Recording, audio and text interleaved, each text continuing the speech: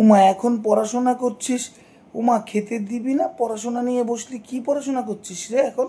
আরে পড়াশোনা করছি না, এই দেখ না রামকৃষ্ণ কথামৃত দ্বিতীয় খণ্ডটা নিয়ে বসেছি। এই দেখ ঠাকুরের বইয়ের 218 পাতা, তারপরে 223 পাতা। 19, 20, 21, 22 কে খেয়ে ফেললো? ছিঁড়ে দিয়েছে কে? দেখ দেখিনি।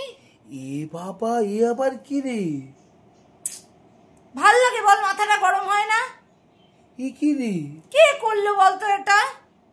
বইটা এরকম ছেঁড়া কেন? তুই এক্ষুনি দেখলি? আরে এই মাত্র না, তুই আসছিস না, আমি একটু পড়ি। হ্যাঁ, ও মা, খুলেছে আর ছেঁড়া পাতাটাই হাতের সামনে পড়েছে, পড়া মাথায়।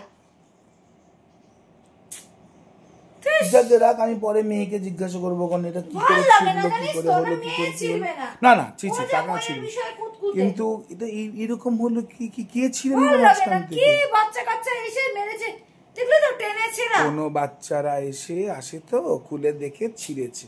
ছিঁড়ে দেখ নৌকা বানিয়েছে হয়তো।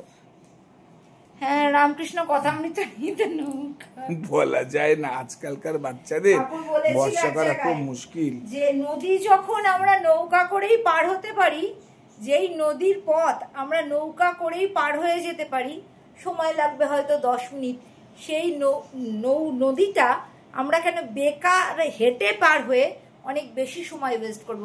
জীবনে সময় খুব কম, প্রত্যেকটা মুহূর্তকে ব্যবহার করো। এক সন্ন্যাসীকে ঠাকুর বলেছিল, এই গল্পটা সবাই জানো। হ্যাঁ, বললাম সন্ন্যাসীর অলৌকিক ক্ষমতা 30 বছর ধরে সে অর্জন করেছে, হেঁটে নদী জলের উপর দিয়ে পার হতে পারে।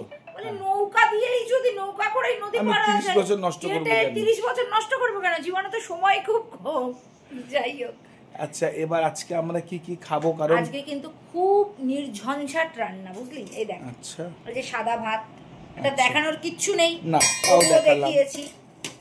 এই দেখ, সকালের একটু রুটির তরকারি রয়েছে। আচ্ছা, কেউ খেলে খাবি, না খেলে না খাবি। আচ্ছা, আলু বরবটি ভাজা।